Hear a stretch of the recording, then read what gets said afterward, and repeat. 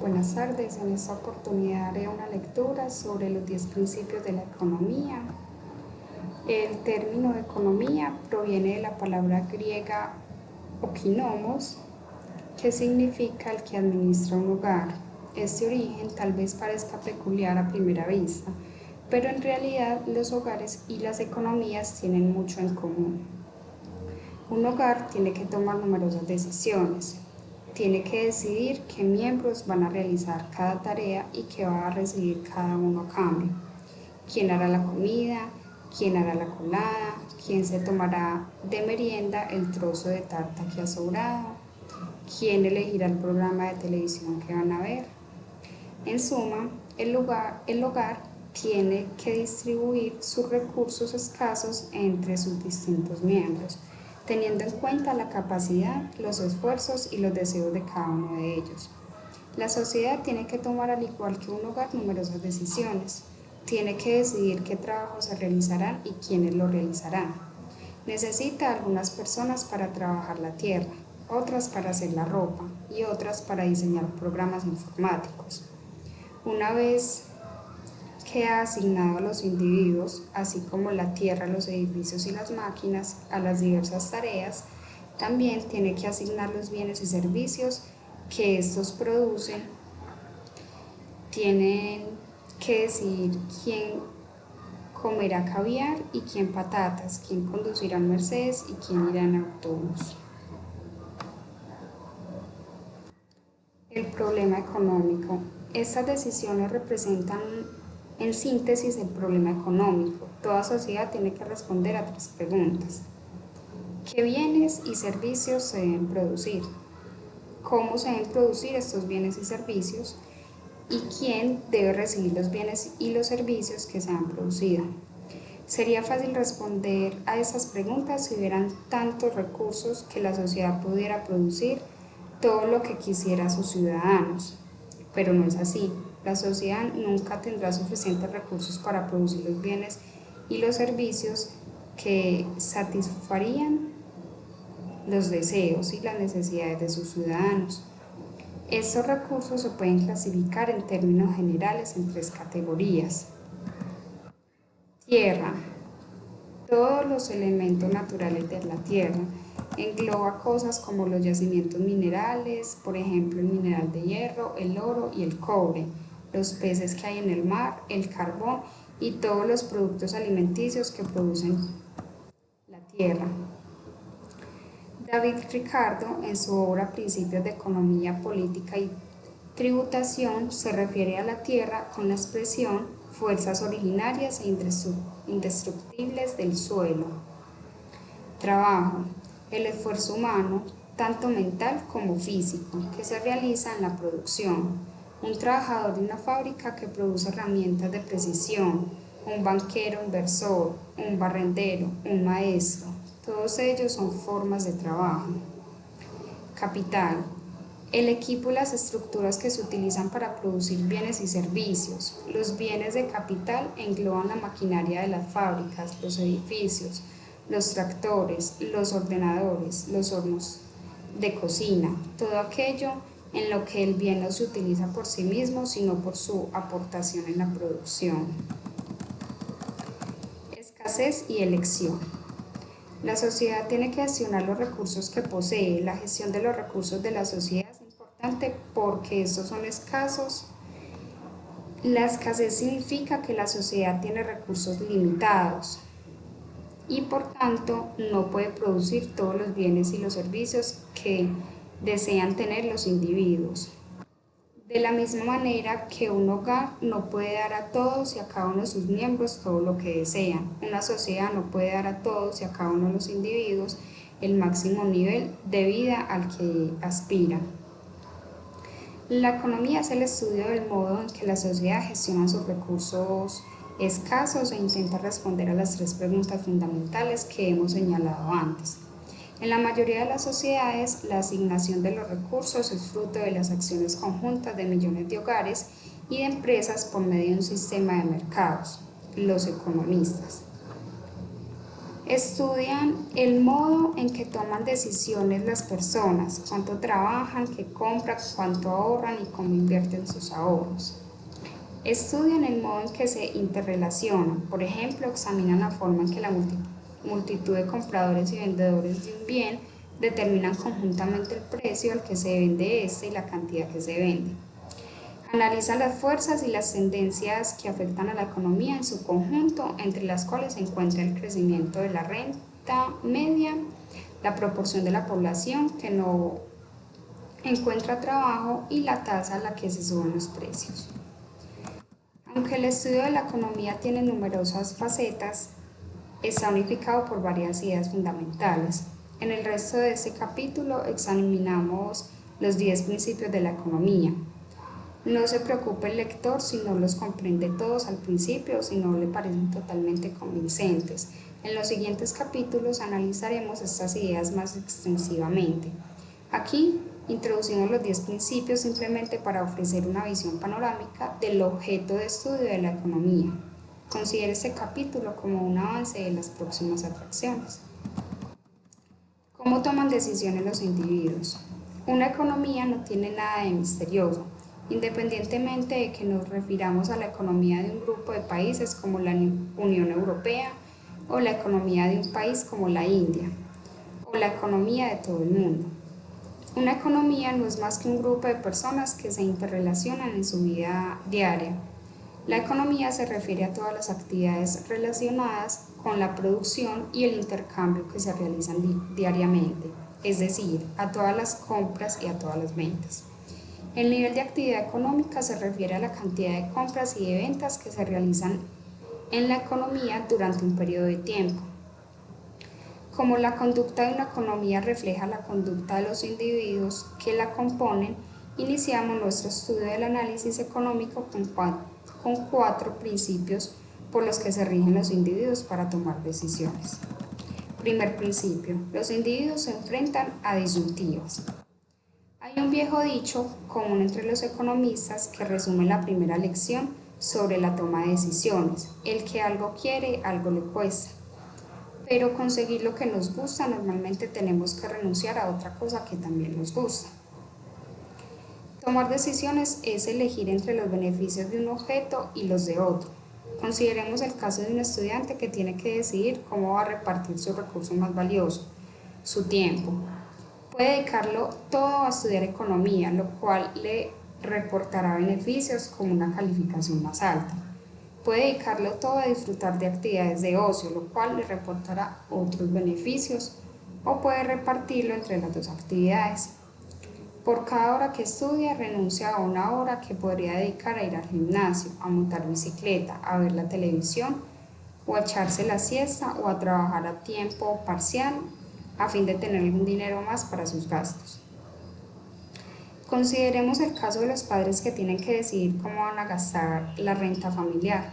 Pueden comprar alimentos, ropa o unas vacaciones familiares, o pueden ahorrar una parte de esa renta para cuando se jubilen, o quizá para ayudar a los hijos a comprar una casa o un apartamento cuando crezcan. Cuando deciden gastar un euro más en uno de estos bienes, tienen un euro menos para gastar en algún otro. Cuando los individuos se agrupan en sociedades, se enfrentan a diferentes tipos de disyuntivas. La clásica es la disyuntiva entre el gasto en defensa y el gasto en alimentos.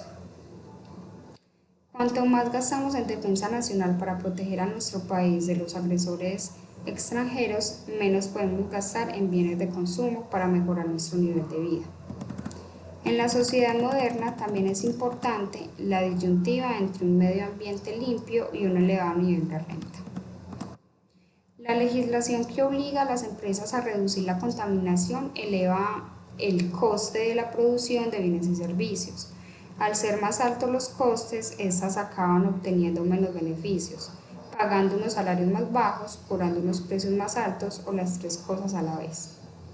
Por tanto, aunque la legislación sobre la contaminación es beneficiosa porque consigue un medio ambiente más limpio y como consecuencia mejora la salud, también tiene un coste: reduce la renta de los propietarios de las empresas, de sus trabajadores y de sus clientes. La sociedad también se enfrenta a otra disyuntiva entre la eficiencia y la equidad. La eficiencia significa que la sociedad extrae lo máximo posible, dependiendo de cómo se defina eso, de sus recursos escasos. La equidad significa que los beneficios de esos recursos se están distribuyendo equitativamente entre los miembros de la sociedad. En otras palabras, la eficiencia se refiere al tamaño de la tarta económica y la equidad al modo en que se reparte esta. Estos dos objetivos entran a menudo en conflicto cuando se elabora la política económica. Consideremos, por ejemplo, las medidas cuyo objetivo es conseguir una distribución más igualitaria del bienestar económico. Algunas de ellas, como el sistema de seguridad social o el seguro de desempleo, tratan de ayudar a los miembros de la sociedad más necesitados. Otras, como el impuesto sobre la renta, piden a los que tienen éxito económico que contribuyan más que otros a financiar el gasto público. Aunque estas medidas tienen un beneficio, ya que aumentan la equidad, también tiene un coste, puesto que reducen la eficiencia. Cuando el Estado redistribuye la renta de los ricos en favor de los pobres, reduce la retribución por trabajar arduamente, por lo que los individuos trabajan menos y producen menos bienes y servicios. En otras palabras, cuando el Estado trata de partir la tarta en trozos más iguales, esta disminuye. El reconocimiento de que los individuos se enfrenten a disyuntiva no nos indica por sí solo qué decisiones tomará o deberían tomar. Un estudiante no debe dejar de estudiar economía simplemente porque así tendrá más tiempo para el ocio. La sociedad no debe dejar de proteger el medio ambiente simplemente porque la legislación que lo regula reduce nuestro nivel de vida material. Los pobres no deben dejarse de lado simplemente porque si se les ayuda, se distorsionan los incentivos para trabajar. No obstante, es importante reconocer las disyuntivas que plantea la vía, ya que es probable que los individuos tomen buenas decisiones únicamente si comprenden qué opción tienen. Segundo principio. El coste de una cosa es aquello a lo que se renuncia para conseguirla. Como los individuos se enfrentan a disyuntivas para tomar decisiones, tienen que comparar los costes y los beneficios de las diferentes opciones posibles. Sin embargo, en muchos casos el coste de una opción no es tan evidente como parece a primera vista. Consideremos, por ejemplo, la decisión de estudiar o no en la universidad. El beneficio es el enriquecimiento intelectual y la mejora de las oportunidades laborales durante toda la vida. Pero, ¿cuál es el coste?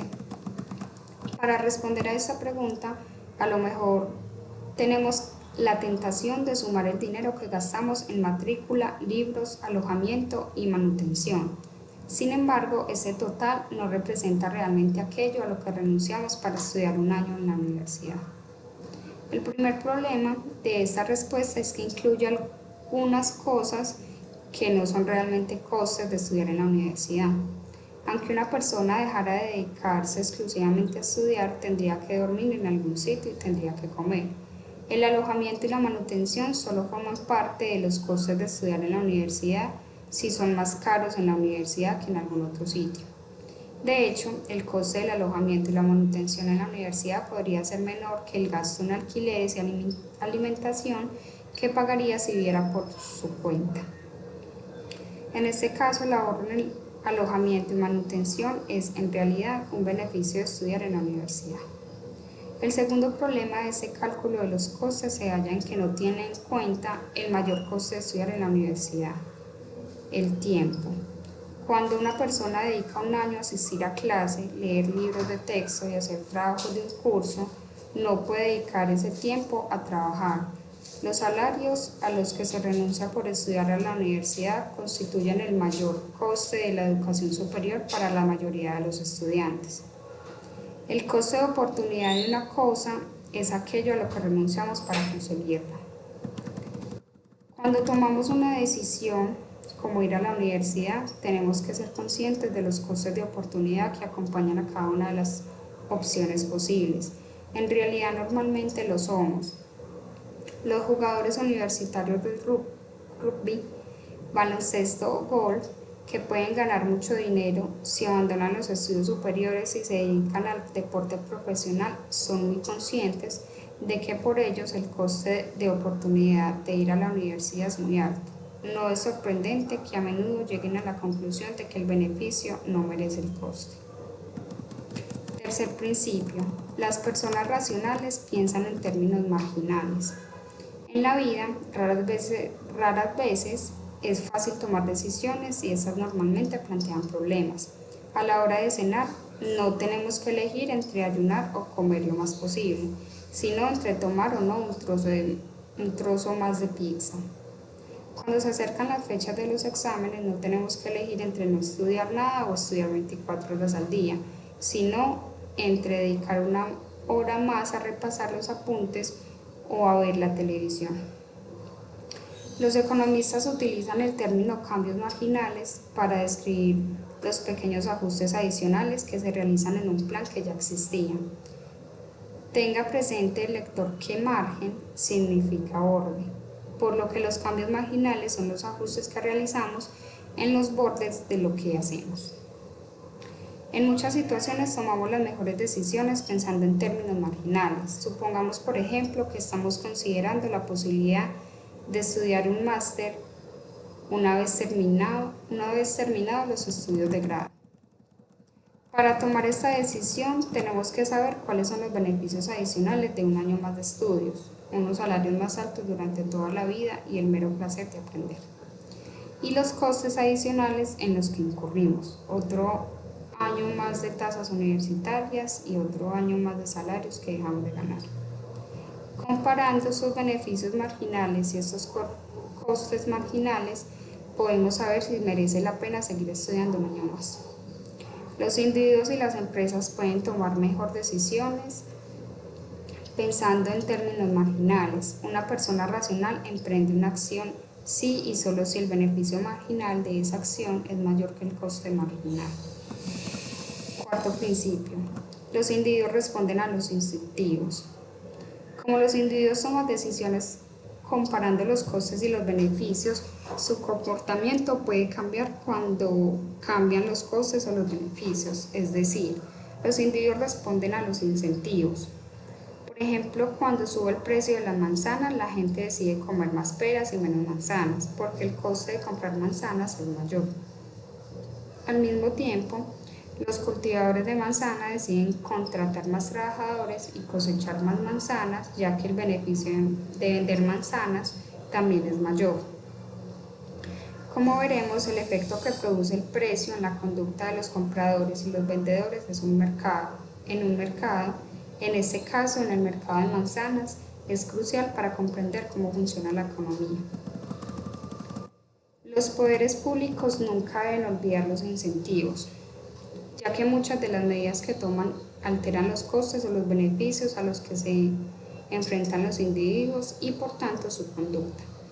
Por ejemplo, un impuesto sobre la gasolina anima a la gente a utilizar automóviles más pequeños que consumen menos gasolina.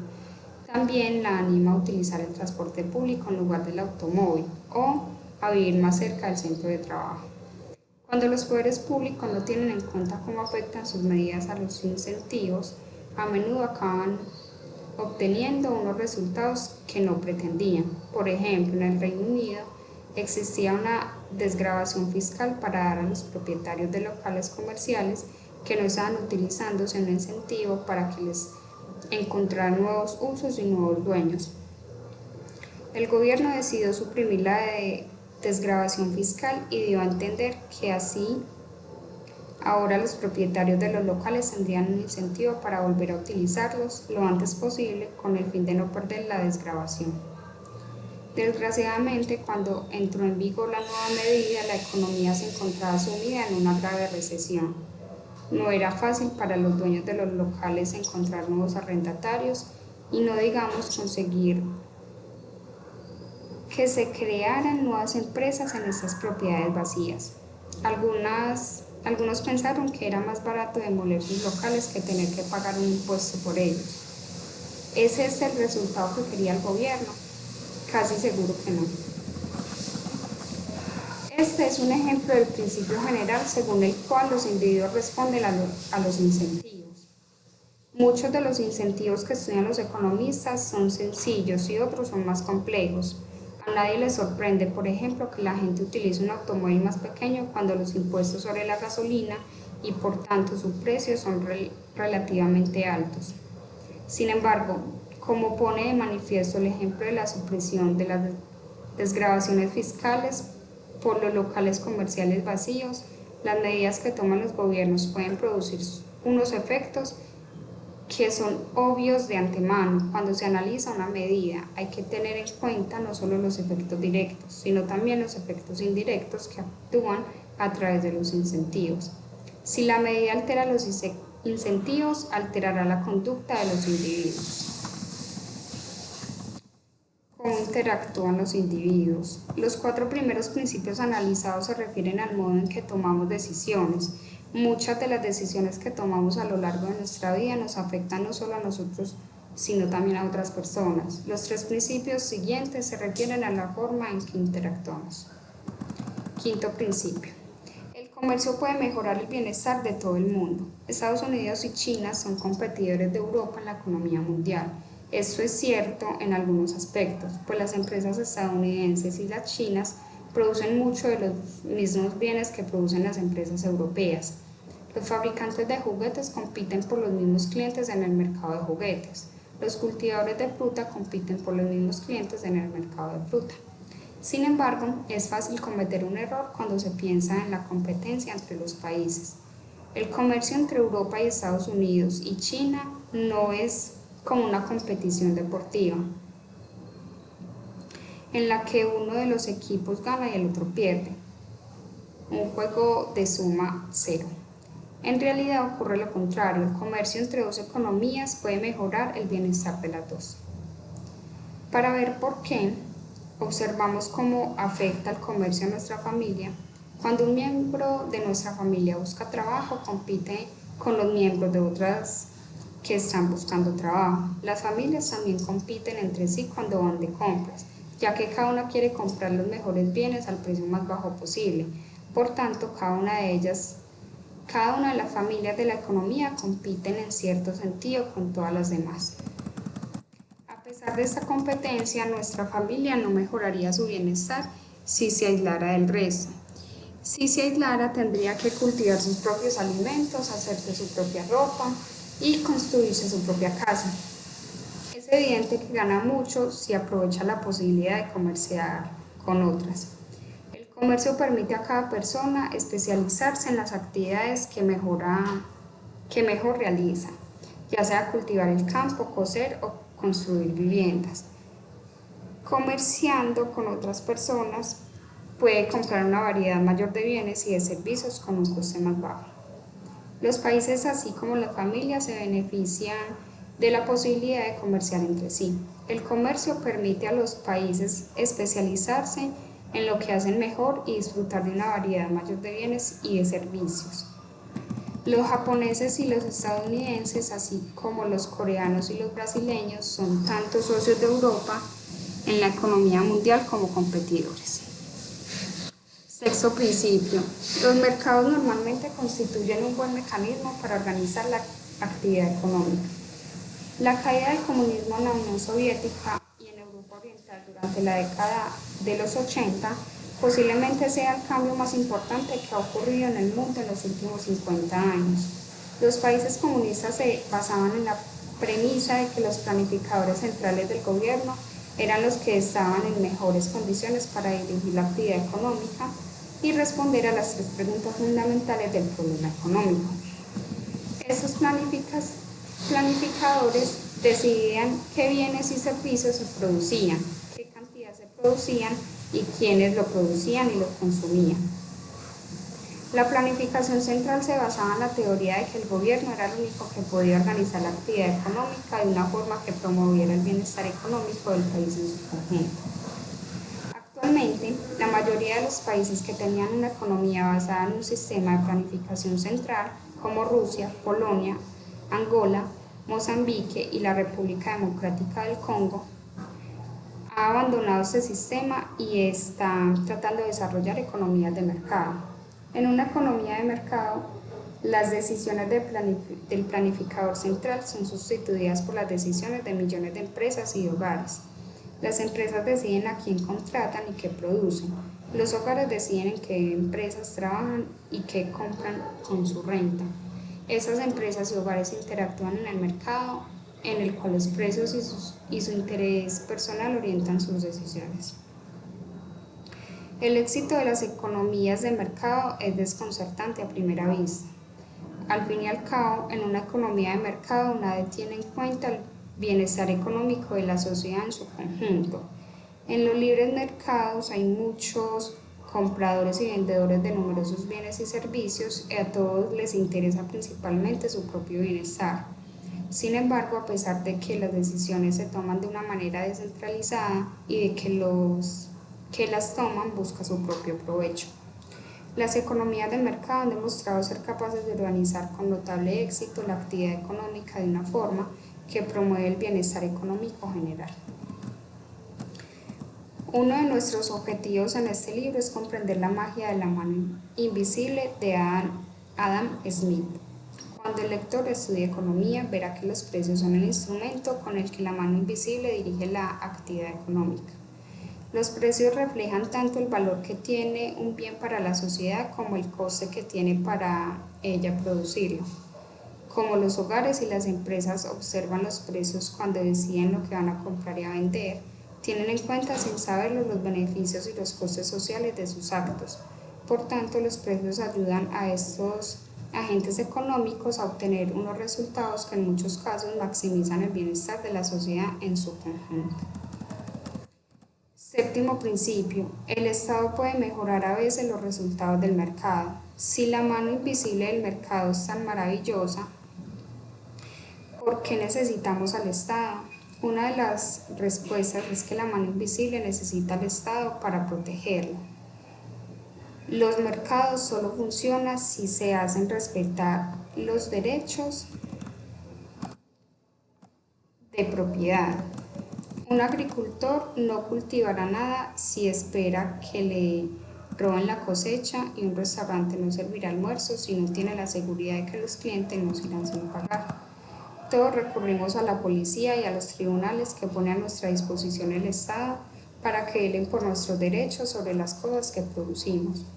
Sin embargo, otra respuesta a la pregunta de por qué necesitamos al Estado, aunque los mercados normalmente constituyen un buen mecanismo para organizar la actividad económica, existen algunas importantes excepciones. Hay dos grandes razones por las que el Estado debe intervenir en la economía. Para promover la eficiencia y la equidad, es decir, la mayoría de las medidas económicas tienen por objeto agrandar la tarta económica o cambiar la manera en que se reparte. Aunque la mano invisible a menudo lleva a los mercados a asignar los recursos eficientemente, no siempre es así. Los economistas utilizan el término fallo del mercado para referirse a las situaciones en las que el mercado no asigna eficientemente los recursos por sí solo. Una de las causas posibles de los fallos del mercado son las externalidades, que son los efectos que producen los actos de una persona en el bienestar de otra, un tercero, y a la que no le compensa por ello. El ejemplo clásico de un coste externo es la contaminación.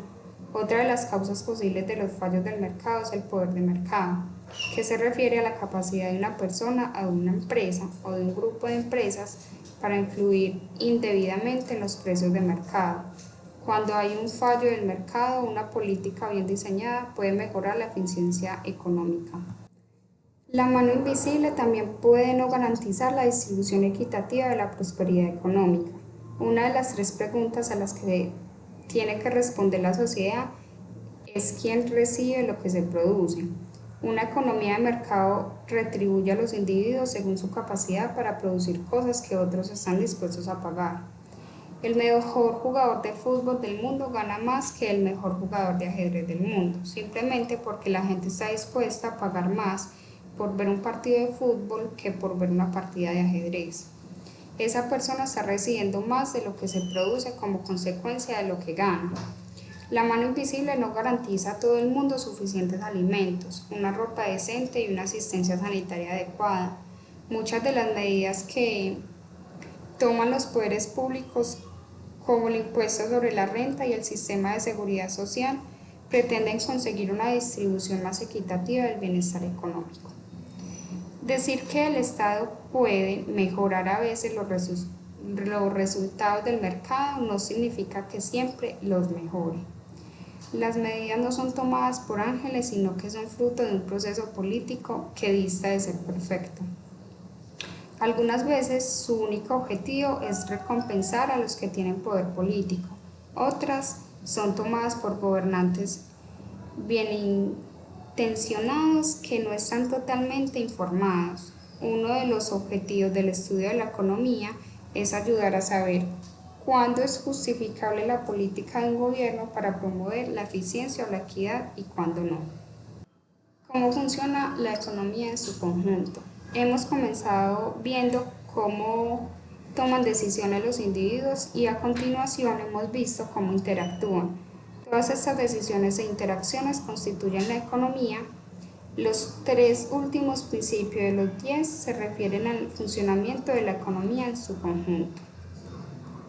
La microeconomía y la macroeconomía. La economía se estudia en diferentes niveles. Los 7 primeros principios implican el estudio de las decisiones de los hogares y de las empresas, así como de su interacción en los mercados de bienes y servicios concretos.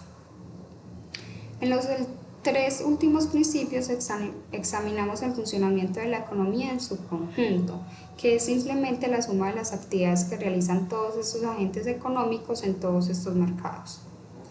Desde la década de 1930 aproximadamente, el campo de la economía se ha dividido tradicionalmente en 2 grandes subcampos. La microeconomía es el estudio del modo en que toman decisiones los hogares y las empresas y de la forma en que interactúan en cada mercado. La macroeconomía es el estudio de fenómenos que afectan el conjunto de la economía.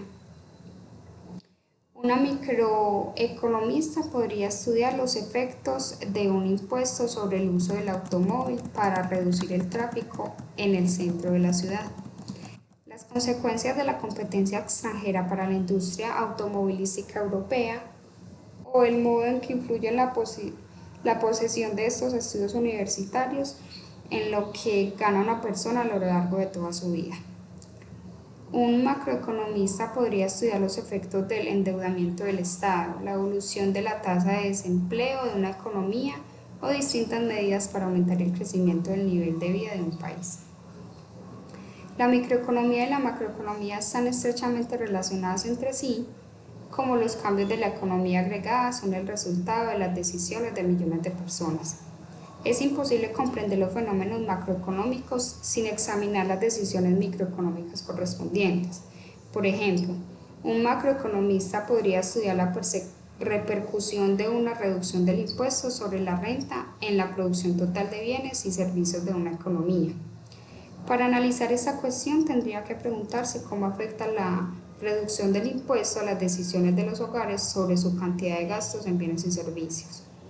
A pesar de la relación inherente entre la microeconomía y la macroeconomía, los 2 campos son distintos. En economía tal vez parezca lógico comenzar por la unidad más pequeña.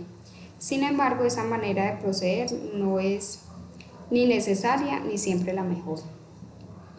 Como la microeconomía y la macroeconomía abordan cuestiones diferentes, a veces adoptan enfoques muy distintos y se suelen enseñar en cursos separados. Un concepto fundamental en la macroeconomía es el crecimiento económico, que es el aumento porcentual del número de bienes y servicios producidos en una economía durante un periodo de tiempo y que normalmente se expresa trimestral o anualmente. Octavo principio.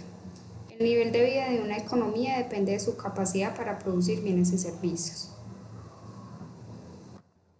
La siguiente tabla muestra el Producto Interno Bruto per cápita de la población de algunos países expresado en dólares. Está claro que en muchas de las economías avanzadas la renta per cápita es relativamente alta. En Noruega es de 98.102, cifra envidiable en los Países Bajos de 50.087, en Alemania de 43.689. Si nos alejamos de las prósperas economías de Europa Occidental, comenzamos a observar la existencia de unas diferencias de renta y de niveles de vida en todo el mundo que son bastante asombrosas. Por ejemplo, en Yemen la renta media es de 1.361 y en Afganistán solo representa algo más de un 0.5% de la renta per cápita de Noruega. Como cabría esperar, esta enorme diferencia de renta media se refleja en algunos otros indicadores de la calidad de vida y del nivel de vida. Los ciudadanos de los países de renta alta tienen mejor nutrición, mejor asistencia sanitaria y mayor esperanza de vida que los ciudadanos de los países de renta baja, así como más televisores, más artilugio y más automóviles. El nivel de vida también varía significativamente a lo largo del tiempo. En los últimos 5 años el crecimiento económico ha sido alrededor de un 4,68% al año en Albania, alrededor de un 10,5% al año en China, pero en Letonia la economía se ha contraído en torno a un 1,4% durante ese mismo periodo del tiempo. ¿A qué se deben estas grandes diferencias entre los niveles de vida de los distintos países y de las distintas épocas? La respuesta es sorprendentemente sencilla. Casi todas las diferencias entre los niveles de vida son atribuibles a las diferencias entre los niveles de productividad de los países, que es la cantidad de bienes y servicios producidos con cada hora de tiempo de un trabajador. En los países en los que los trabajadores pueden producir una gran cantidad de bienes y servicios por unidad de tiempo, la mayoría de las personas disfruta de un elevado nivel de vida. En los países cuyos trabajadores son menos productivos, la mayoría de las personas lleva una existencia más precaria. Asimismo, la tasa de crecimiento de la productividad de un país determina la tasa de crecimiento de su renta media. La relación fundamental entre la productividad y los niveles de vida es sencilla, pero sus consecuencias son trascendentales. Si la productividad es el principal determinante de los niveles de vida, las demás explicaciones tienen necesariamente una importancia secundaria. Por ejemplo, podría ser tentador atribuir a los sindicatos o a la legislación sobre el salario mínimo el aumento que ha experimentado el nivel de vida de los trabajadores en los últimos 50 años. Sin embargo, el verdadero héroe de los trabajadores es el aumento de su productividad. La relación entre la productividad y los niveles de vida también tienen profundas consecuencias para la política económica. Cuando nos preguntamos cómo afectará una medida cualquiera a los niveles de vida, la pregunta fundamental es cómo afectará nuestra capacidad para producir bienes y servicios. Para elevar los niveles de vida, los responsables de la política económica tienen que incrementar la productividad, asegurándose de que los trabajadores poseen un buen nivel de estudios, disponen de las herramientas necesarias para producir bienes y servicios y tienen acceso a la mejor tecnología existente. Noveno principio. Los precios suben cuando el gobierno imprime demasiado dinero. En Zimbabue, la inflación era en marzo de 2007 de 2.200%. Eso significa que un bien cuyo precio era el equivalente de 2,99 zimbabueses en marzo de 2006 valía 65,78, solo 12 meses más tarde. En febrero de 2008 la inflación era, según las estimaciones, de 165.000%. 5 meses más tarde era de 2.200.000%. En julio de 2008 el gobierno emitió un billete de 100.000 millones. En ese momento con él solo se podrían comprar una barra de pan, según las estimaciones de la inflación existente en Zimbabue en julio del 2008. La tasa de crecimiento de los precios era de 231.000 millones%. En enero de 2009, el gobierno emitió billetes de 10, 20, 50 y 100 billones. 100 billones es 100 seguido de 12 ceros. Este episodio es uno de los ejemplos más espectaculares de inflación de la historia, una subida a nivel general de precios de la economía. La inflación alta es un problema porque imponen algunos costes a la sociedad. Mantenerla en un bajo nivel es un objetivo de los responsables de la política económica de todo el mundo. ¿A qué se debe la inflación? En casi todos los casos en los que es alta o persistente, resulta que el culpable es el mismo. El crecimiento de la cantidad de dinero. Cuando un gobierno crea grandes cantidades de dinero, su valor disminuye.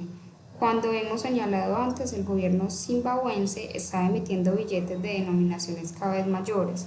Generalmente, se acepta que existe una relación entre el crecimiento de la cantidad de dinero y la tasa de crecimiento de los precios. 10º principio. La sociedad se enfrenta a una disyuntiva a corto plazo entre la inflación y el desempleo. Cuando el gobierno aumenta la cantidad de dinero que hay en la economía, uno de los resultados es la inflación. Otro, al menos a corto plazo, es la disminución del nivel de desempleo. La curva que muestra esta disyuntiva a corto plazo entre la inflación y el desempleo se denomina curva de Phillips, en honor al economista que primero la examinó cuando trabajaba en London School of Economics. La curva de Phillips sigue siendo un tema controvertido para los economistas, pero actualmente la mayoría acepta la idea de que la sociedad se enfrenta a una disyuntiva a corto plazo entre la inflación y el desempleo. Esto significa sencillamente que en un periodo de 1 o 2 años muchas medidas económicas influyen en la inflación y en el desempleo en sentido contrario. Las autoridades economistas se enfrentan a esta disyuntiva independientemente de que los niveles de inflación y de desempleo comiencen siendo altos, comiencen siendo bajos o se encuentren en una situación intermedia. La disyuntiva entre la inflación y el desempleo solo es temporal, pero puede durar varios años. Por tanto, la curva de Phillips es fundamental para comprender mucho de lo que se ocurre en la economía, que son las fluctuaciones irregulares y en gran medida impredecibles en la actividad económica, medidas por el número de personas ocupadas o por la producción de bienes y servicios. Los responsables de la política económica pueden explotar esta disyuntiva a corto plazo entre la inflación y el desempleo, utilizando diversos instrumentos, alterando la cantidad que gasta el Estado, la cantidad que recauda en impuestos y la cantidad de dinero que imprime. Pueden influir en la combinación de la inflación y desempleo que experimenta la economía. Como estos instrumentos de la política monetaria y fiscal pueden ser muy poderosos, el modo en que se deben utilizar para controlar la economía en caso de que deban utilizarse es objetivo de continuos debates. Bueno, y para finalizar entonces esta lectura, como conclusión podemos decir que la administración tiene como fin lograr la máxima eficiencia de las formas sociales. Esto es obtener el máximo de resultados con el mínimo esfuerzo o recurso.